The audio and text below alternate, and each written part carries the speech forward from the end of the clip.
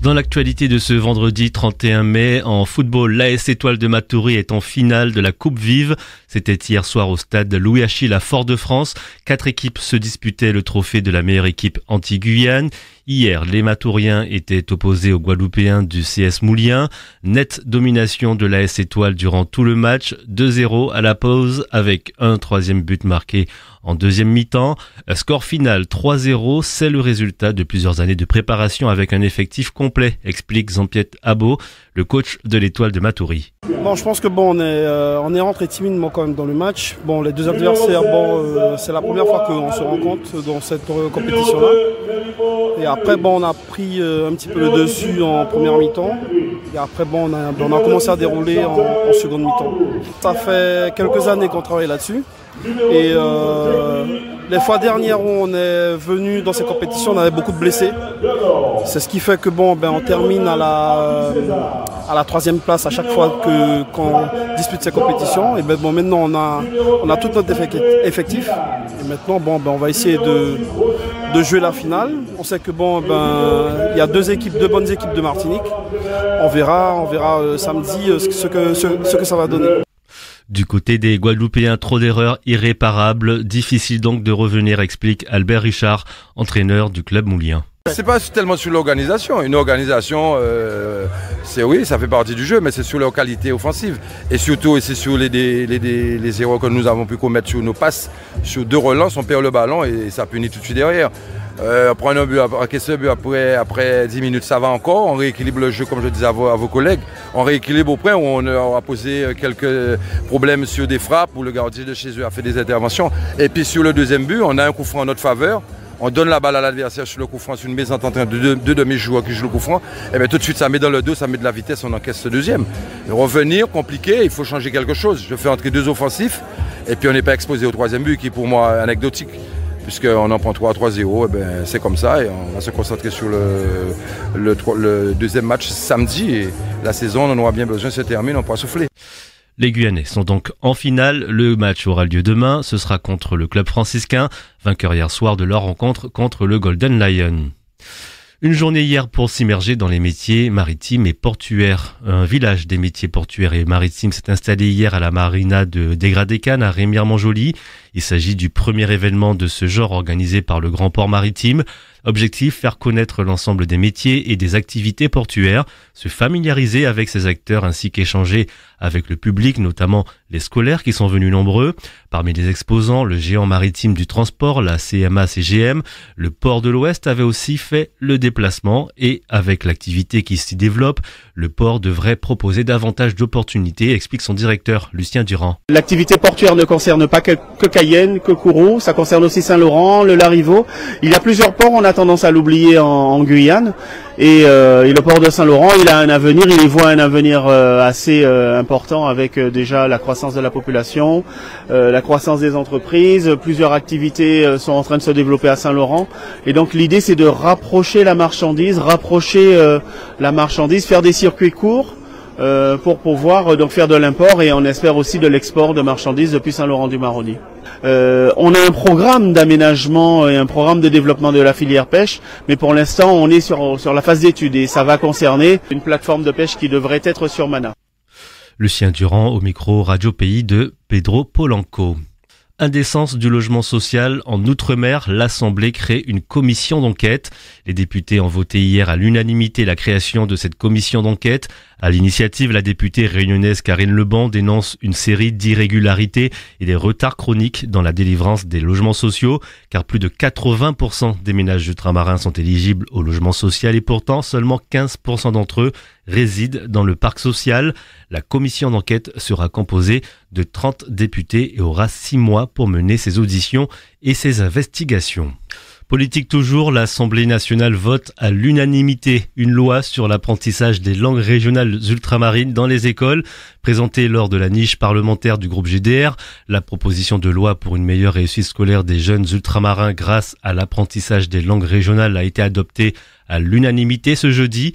Le texte vise à proposer l'apprentissage des langues régionales au sein de toutes les écoles maternelles et élémentaires.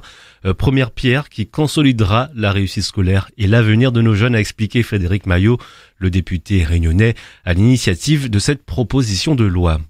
Les lycéens de Saint-Georges de l'Oyapock récompensés à l'Élysée pour une affiche contre le harcèlement. Pour leur affiche Plus jamais sur la touche, sur laquelle est représentée une basketteuse en fauteuil roulant à terre en train d'être opprimée par 2 harceleurs dessinés en fantôme. Les élèves ont souhaité faire un lien pour ce concours avec les prochains Jeux paralympiques de Paris. Ce prix est une aubaine pour le lycée qui a moins d'1 an. Les élèves ont commencé à élaborer cette affiche dès le mois de novembre. On va écouter justement leur proviseur adjoint, Antoine Zigrist. C'est un peu le côté les personnes un peu un spectre qui viendraient, on va dire, hanter les victimes de harcèlement. Le but, c'est pas de mettre un visage sur le harceleur, de dire le harceleur c'est lui. Parce qu'en fait, le harceleur c'est un peu tout le monde. En fait, c'est pas une personne définie qui est un harceleur. En général, le harcèlement c'est un groupe, voilà, et c'est parfois un là, c'est parfois qui prend une tête de turc ou ce genre de choses-là. Donc en fait, voilà, il y a souvent ce côté un peu indicible dans le harcèlement où c'est plein de petites choses, plein de gens qui font des petites choses, et c'est ce contre quoi il faut lutter. En fait, il faut être vigilant en tant qu'adulte, même les autres élèves. C'est pour ça qu'il y a des ambassadeurs harcèlement pour être attentifs à ce genre de petites choses qui paraissent rien et voilà, et que beaucoup de gens peuvent faire parfois de manière même sans s'en rendre compte, une petite brimade, une petite insulte en passant, une petite bousculade qui, au fur et à mesure que c'est accumulé au cours de la journée, au cours de l'année, mettent vraiment l'élève harcelé en situation de détresse. Antoine Zigrist, le proviseur adjoint de la cité scolaire de Saint-Georges de l'Oyapock. Alerte à l'écrevisse bleue dans les cours d'eau guyanais. Elle fait partie de ce qu'on appelle les espèces exotiques envahissantes, autrement dit des espèces introduites par l'homme sur un territoire hors de son aire de répartition naturelle et qui menacent les écosystèmes. Cette écrevisse d'origine australienne a déjà provoqué d'importants dégâts en Martinique et a été récemment découverte dans les cours d'eau à proximité de Cayenne, le Mahuri notamment et la rivière de Cayenne. Les impacts observés par sa présence dans nos milieux naturels sont, indiqués hier la préfecture, inquiétants pour nos espèces locales. Si vous en apercevez, contactez les services de l'État par email. Bonne nouvelle, la circulation du virus de la dengue est en baisse, et ce sur l'ensemble du territoire, sauf dans le secteur des savanes où l'on observe une légère hausse du nombre de cas cliniquement évocateurs. L'information a été transmise hier par Santé publique France. La circulation du virus revient au même niveau que celui observé à la fin du mois de novembre 2023. Et puis concernant le paludisme, le nombre d'accès palustres diagnostiqués a été modéré au cours des 2 dernières semaines. 19 cas ont été recensés. De nouvelles contaminations ont été rapportées essentiellement en zone d'orpaillage sur la commune de Kourou. Au total, 300 accès palustres ont été recensés depuis le début de l'année. Des jeunes Guyanais brillent à la finale du concours d'éloquence. Ça s'est passé avant-hier au pôle culturel de Kourou. Une trentaine d'élèves de la maternelle au lycée ont participé au concours et ont tenté tour à tour de convaincre le jury sur des sujets comme les valeurs de l'olympisme, le harcèlement scolaire, l'égalité femmes-hommes ou encore la beauté. Et les formats d'expression ont été nombreux. Création poétique, slam, plaidoyer, battle et un grand oral pour les lycéens. Les élèves étaient d'abord passés par des sélections dans leurs établissements, inter-établissements ensuite, et puis des demi-finales avant d'atteindre la finale. Reportage d'Étienne Cornec. Tu as d'accent répit à l'école, au téléphone et sur les réseaux. C'est avec conviction, détermination et prestance que Milo Vandael, 9 ans et demi, scolarisé en classe de CM1 à l'école primaire Michel Poney à Macouria, a convaincu le jury. Béret sur la tête et habillé en chemise blanche avec cravate, le jeune garçon a gagné le concours d'éloquence dans la catégorie CM1-CM2 grâce à son plaidoyer contre le harcèlement scolaire.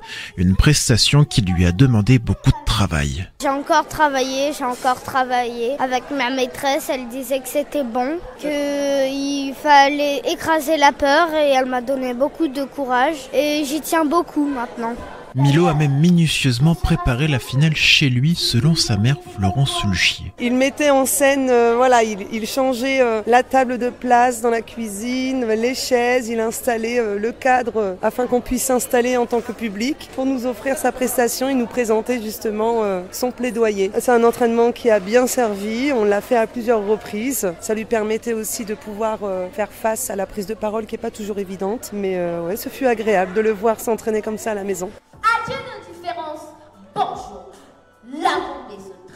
Glaïska Monimofou, 9 ans, scolarisé à l'école Léopold Eder à Saint-Laurent, a marqué les esprits grâce à un slam sur les valeurs de l'olympisme. Vêtue d'une robe rose, c'est elle la grande gagnante de la catégorie des CP, CE1, CE2. La Saint-Laurentaise a été surprise à l'annonce de sa victoire. Je sentais que j'étais pas prête. J'espère que toute mon école est avec moi.